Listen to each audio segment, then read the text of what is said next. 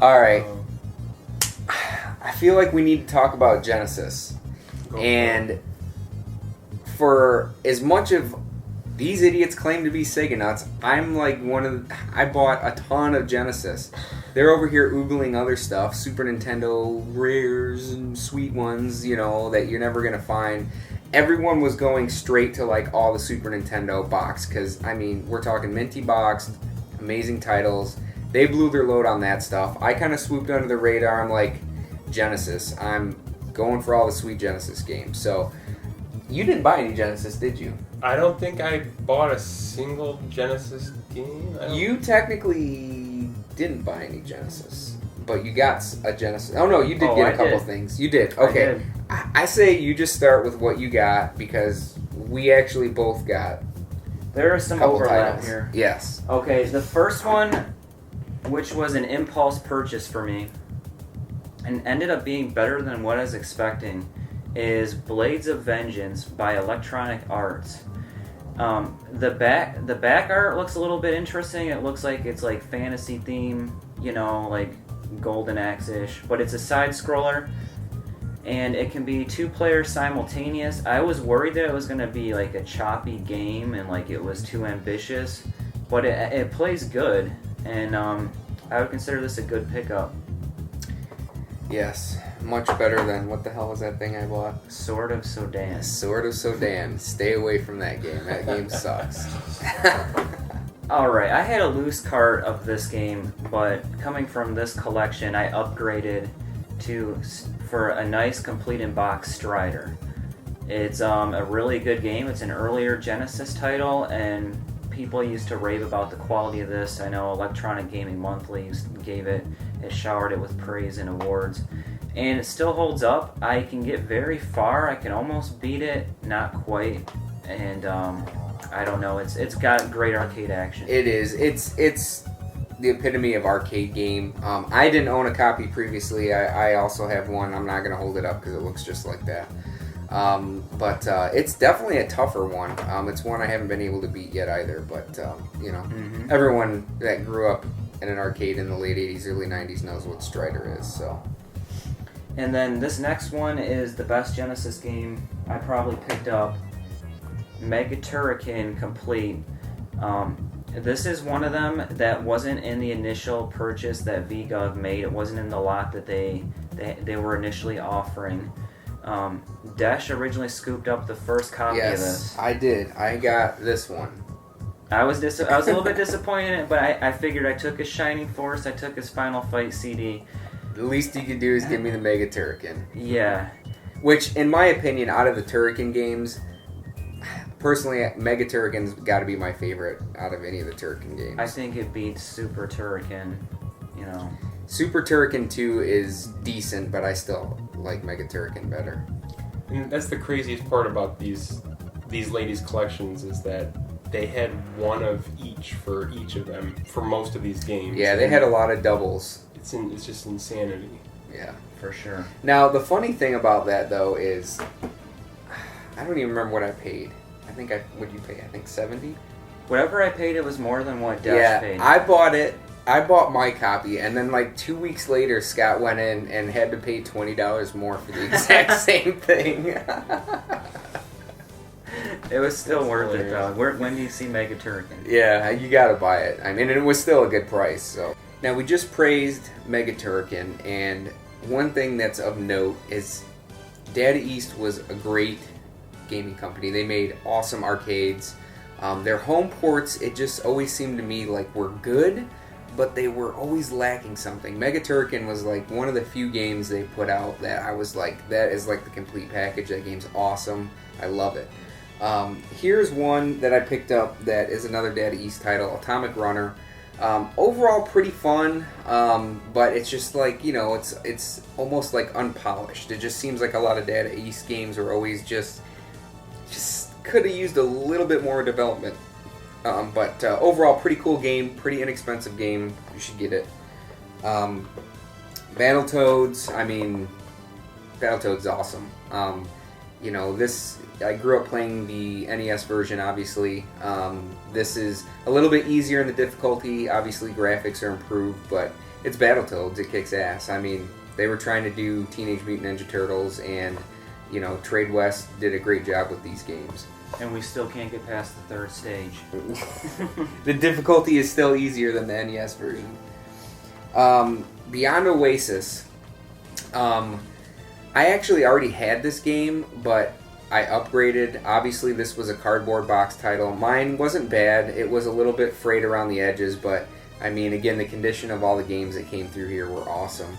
As sad as it is to say, this is literally one of the next games that I plan to play. I still have not played it. So, for me to even talk about it at all would be giving you a disservice. I only know what I've read about it or seen online. But it's supposed to be a pretty kick-ass action RPG, so it's definitely one that I plan to play pretty soon. The only thing my copy of Comic Zone's missing is the damn music CD that came with it. But other than that, it's minty. This game was really awesome. I used to rent the heck out of it when I was a kid. I never owned my own copy until here. What a cool art style, I mean, if you've never played Comic Zone, it's still, again, a fairly inexpensive game. You should pick it up. It's a really fun platformer, having you jumping through tiles of basically, a comic book. So it's a pretty cool game. Decap Attack, it's kind of random. This game has actually been getting a little bit more recognition recently. It's a very fun action platformer. My experiences with this game was from a neighborhood kid named Joe Mueller. When Joe Mueller got a Sega Genesis in 1993, he got this with it, and he was playing this damn thing nonstop, to the point I was like, oh my god, let's play Sonic or something other than Decap Attack. But good old Joe Mueller has forced me to want to have Decap Attack in my collection, so I do. I've always liked the game, and I recommend it as well. It's just fun. It's a good game. Earthworm Jim 2. I mean, Earthworm Jim was one of those games that, like, the first time I played it, I was like, I gotta have it. I had never owned the sequel on the Genesis. I did have it on Super Nintendo for a while. It's basically a slightly improved Earthworm Jim. It's still a very good game. I would say I still probably prefer the original, but it's still a very solid game. You should definitely get it. Ghouls and Ghosts. Yes. There's 3 very good home ports of this game. Super Nintendo, Genesis, and then on the Super Graphics. I mean, they're all extremely good ports. They all have their pros and cons versus, compared to the arcade, but awesome game, had to have it, didn't have it yet, so. There's not really much to say about this one. I mean, I think everyone's talked about it enough now that everyone knows this might be one of, it probably is in my top 5 Genesis games, I would say. I mean, my personal favorite genre of video games is definitely run and gun, and this game just kicks so much ass. Just buy it. I don't care if you have to sell a kidney to buy it, just go buy it. It's awesome. Phantasy Star 3. Again, I know about the Phantasy Star series. I actually have all 3 of them on the Genesis at this point. I've still never played this yet, though, but, I wasn't passing up on a mini Phantasy Star 3. I didn't own it yet. I'll tell you what, the second one is very grindy, so good luck. Yeah, well, I just got the second one, so, whatever. I know Scott's going to chime in on this one, but all of my original experiences with this game came in Scott's basement growing up. Disney games on the Genesis were done right. I mean, Aladdin, Lion King, the Mickey Mouse games. I mean, these were kick-ass games. Quackshot is a really cool action platformer. I know Scott knows the ins and outs of this game. That's one of the earliest games I ever owned for the Sega Genesis, and it's got a nice adventure feel where you're finding old artifacts and figuring out where to take them next.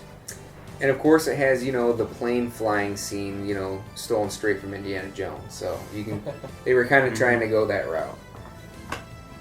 Okay, again, some excellent Konami run and gun, awesome game, Rocket Knight Adventures. you know, this is almost Mega Man-y-ish. I don't really know how to put it, but it's a really fun, awesome title. I know think it's awesome. I've played through it. It's got a lot of variety to it. I don't know if you can really call it a hidden gem, but it's well worth your while to play. Definitely. Shadow Dancer. This is in the Shinobi line, you know, and it's definitely a, you know, side-scrolling adventure. Pretty fun. I haven't put a ton of time into it yet, you know, maybe only 15 or 20 minutes, but really, really, really fun game. I suggest checking it out. Yeah. For you animal lovers, you get a dog canine companion. Yes. Helps you take down crime. Indeed. Love it. Indeed. Shadowrun. This is one of those games that the Genesis version definitely outperformed the Super Nintendo version.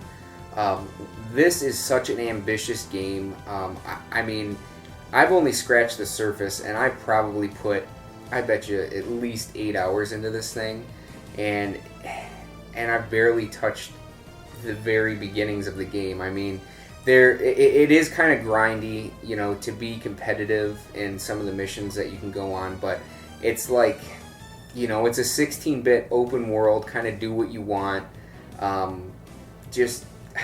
It's an RPG. It's got all sorts of different variety and elements to this game. It is a really, really, really cool game. If you play it, basically reserve a few months of your life to play this game because it's going to take some time, but it is well worth it. It's a really, really fun game. Shinobi 3. You know, I love the Shinobi series and anything that has to do with it. I'll be honest, I've literally never even plugged this game into my Genesis yet. That's so, like, yeah, one of the only, or that was like the only Shinobi game I think I had growing up was that yeah, one. so, I mean, the only one I'm missing on Genesis is Revenge of Shinobi, which I'm currently seeking, but this game is probably really cool. I don't really know. We'll see. Skeleton Crew. I actually only got this because one of our fellow collectors mentioned he had played it on an emulator and thought it was pretty badass.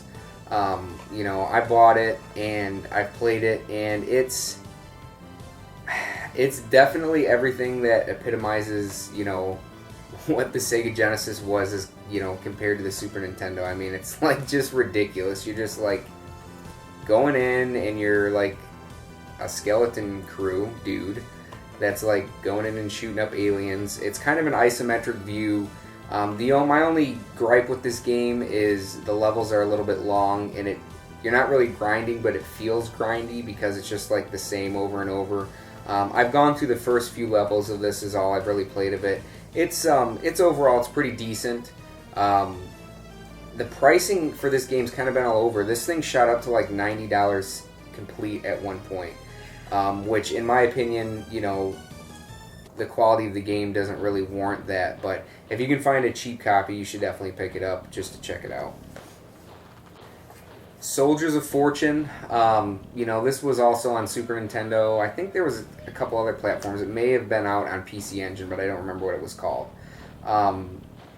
Pretty fun. Again, kind of an overhead run and gun. I would give this an average rating. It's by Spectrum Holobyte, which I honestly don't know much about, you know, that publisher, but you know, overall pretty decent. This is a game I can't say enough about. Sunset Riders. If you can own every version of this game, you need to own every version of this game. They're all a little bit different. The arcade is amazing. The Super Nintendo version is really great. The Sega Genesis version is really great, and they're all a little bit different. The Sega Genesis strayed, I guess, from a direct arcade port more than the Super Nintendo version did, but it stands on its own and in its own right. It's an amazing game. I mean, Konami was just shitting out awesome titles left and right back in these days, so definitely this is a game you have to own. World of Illusion starring Mickey Mouse. You know, Castle of Illusion is a great game. I actually also purchased Castle of Illusion from this collection, and I totally forgot that I did, and I didn't bring it, but I did get Castle of Illusion and World of Illusion. You know, Castle of Illusion was an early Genesis title, and was one of the first that just blew people away with what 16-bit graphics could be. Really fun game. I mean, this is a game that I can play with my kids. My kids enjoy playing these games, so it's a really, really good title. Vector Man. I used to rent the heck out of this game. I personally loved it growing up. Going back through it, it's not as cool, but graphically it was great. It was a late Genesis title, so the graphics definitely should have been polished at that point, and they are. But definitely a tough game, kind of a run and gunny, platformer to some extent. So cool game. It's a cheap one. You should buy it. It's pretty fun. At least check it out. The crown jewel of what I got, I didn't think I'd ever own this game, and when it just stumbled in with this collection, I had to do everything I could to get it. Now I paid a pretty penny, but I really didn't have much out-of-pocket expense. Mike at Video Game Underground's really awesome with trade-ins, and I usually have a big box that, stuff I decide I don't want, or stuff you find at a garage sale or whatever. I ended up taking boxes of stuff in just to get this game. I think I only had to pay $40 out of pocket for it, but he had a price tag of $300 on it. And that's Crusader of Senti, complete in box. Again, it's in beautiful shape. I played through this as soon as I got it. It is a really good action RPG. It's by Atlas. Atlas made some amazing titles. The thing with this game is, it wasn't as long as I had hoped. So if you're going to pay what this game commands in pricing these days, it's not going to take you a ton of time to beat. I think I beat it in, 2 or 3, days of playing it. It's a very good game. I'm not discounting it, but I believe the price from this just comes from its rarity. It was a very late release. They weren't produced in big numbers, and it's a very good game on top of that. So, if you can emulate this, it's definitely worth a playthrough. It's got some Zelda-type elements to it, but it's just a really good action RPG. You should definitely check it out. And I will say, from this collection, Desh picked up a lot more Sega Genesis than me. I own some of those titles that he just showed you, but you cannot say enough about the condition of the collection that we picked up here. So any game I have that he has, his is going to be in better condition. It's just phenomenal. Yeah. It especially shows in the cardboard box games. Yeah. I mean, I was scared putting them in a box and bringing them over here because it's raining today. So I was freaking out, if any water got on any of these boxes, because it would just have destroyed them. And I don't want to be the schmuck that destroyed these mint condition games. So I think you got a couple Sega CD and Genesis titles that you actually traded stuff for. You should talk about. Yep. Right before we get into Super Nintendo, I originally had purchased a complete in box Soul Blazer from this collection. And before I even got the chance to play it, I was going through Shining Force CD, and I just absolutely loved it. And then I saw somebody had a Shining Force 2 available on Instagram. It was another collector by the name of Retro Rat, and I have it right here. I traded him basically the Soul Blazer in complete in box for the Shining Force 2, and then also Earthworm Jim Special Edition. I haven't popped this one in yet. Of course, I've played the original Earthworm Jim on the Sega Genesis from when I was younger. But this one does have some extra features in it. I have this loose disc and have played through it, and it is the definitive version of Earthworm Jim. You've got your CD quality soundtrack. There's some additional levels that weren't on the Genesis or Super Nintendo versions. If you like Earthworm Jim, this is the one to have. Now, this thing is commanding a higher price these days. I got lucky. I bought a loose disc for $20, which I think is about half what even the loose disc is going for by itself. I want to say that complete it's over $100, but I definitely don't condone piracy. But if you were to have a CDR copy of Earthworm Jim to play on your Sega CD, you should at least play it that way. It is that awesome. So, and right with Shining Force 2, it is even maybe more of an epic adventure than Shining Force CD. And as far as RPGs go on the Sega Genesis, I don't know if it really does get much better than this. So I also highly recommend this game. Another game I have not played and is on my want list, so if anyone wants to sell me a nice one, give me a ring. Now we're going to talk about the sweet Super Nintendo pickups we had. Being as we're Sega kids, you know, it's hard for us to admit when we've been beaten, but there are some good Super Nintendo games, and we had to buy them. So here's a couple that we picked up. Castlevania 4. Oh, Super Castlevania 4, because, you know, just like Nintendo 64, Nintendo loves to label whatever system they're selling. So everything was Super, and then everything was 64. So, you know, it's Super Castlevania 64. But, I mean, I think we can all agree that probably Castlevania's got to be one of our favorite franchises of all time. I mean, hands down. What an awesome game. I mean, I shouldn't say the original 3, but number 1 and number 3 on NES kick ass. 4 is an amazing game. You know, Dracula X on the Super Nintendo. As compared to the PC Engine CD version, but it's okay. I would say Castlevania 4 is the best Castlevania game on the Super Nintendo for sure. Alright guys, I'm going to jump in here. A game I picked up that is still in the shrink wrap is none other than Sim Ant. Read it and weep, people. I haven't played a whole lot of the Sim stuff since like Sim City 2000, and Still haven't. I'll have to. Yeah. That's all I have to say about that. Good condition though. That's all I have to say about that. The next game is an awesome co-op game, which was Goof Troop for Super Nintendo. Have you guys ever played this? I haven't played it, but I love the cartoon. Right, and this one has really cool puzzles. It's a great co-op game. I haven't played it since I was just a little kid. Sometime we'll have to get together and actually give this a shot. Alright, this one is a little bit more obscure. Fire Striker. This one is actually up to 4 players for all you people who own a multi-tap. And it's very quirky. Me and Chrome fired it up for a little bit, and it's a little bit like Arkanoid or something. I mean, it's hard to explain, but they mash up a couple different genres. My heavy hitter, probably the most valuable game that I bought from the collection, is Evo Search for Eden. I had to fork over quite a bit of money for this. It's a very unique game. I gotta be honest, it's probably not my cup of tea, and I would consider shopping it off for a better home.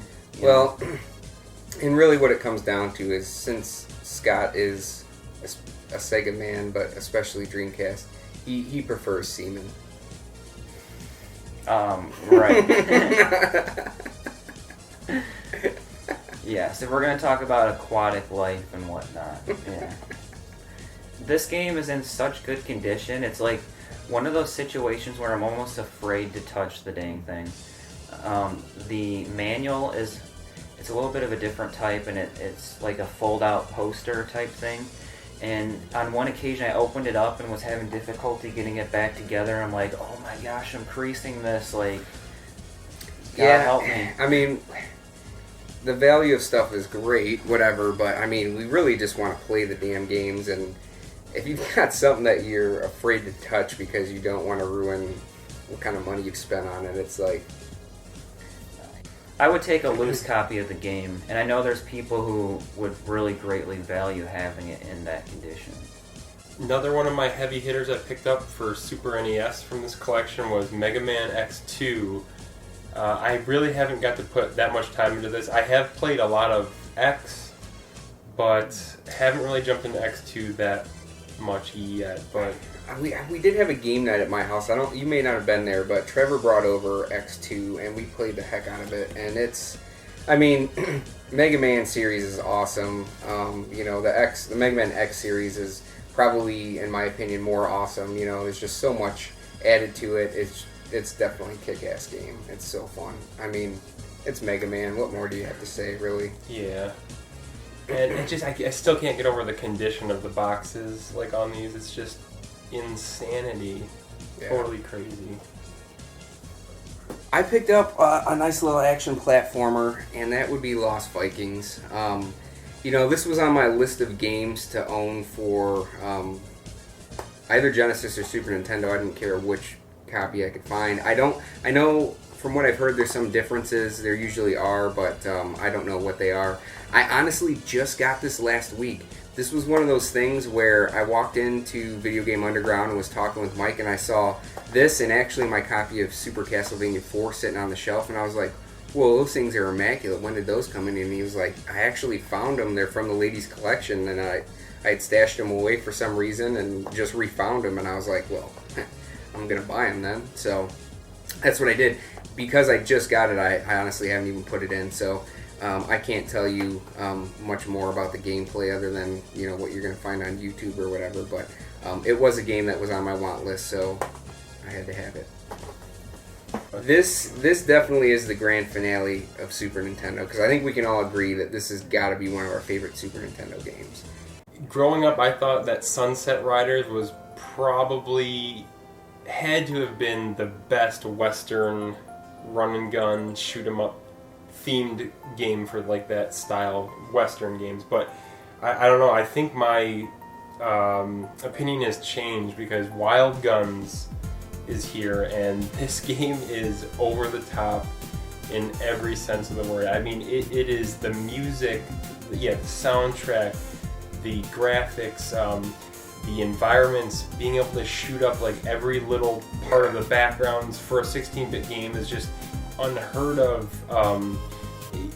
Having the cursor, being able to move around, dive, jump. I mean, I love the shooting like mechanics in the game, and then being able to dive out of the bullets. It's freaking amazing. Multiplayer, this is so much fun, and I definitely wasn't buying any games after I got this. I was pretty quiet in the collecting scene because it set me back a decent amount because of the condition and the title and everything, but I don't care. I saw on his list that he had this game in that collection from the two ladies, and I was instantly like, oh my gosh, okay, I think I'm going to be getting this, but just hang on to it for a sec. I'm going to have to go maybe sell a kidney. Yeah, exactly. But I mean, with the way the collecting hobby's getting, especially, it seems like Super Nintendo games are just so insane on how valuable they've become. And I mean, this is one of those that, gosh, I would love to own this game at almost any price. It's that good. I mean,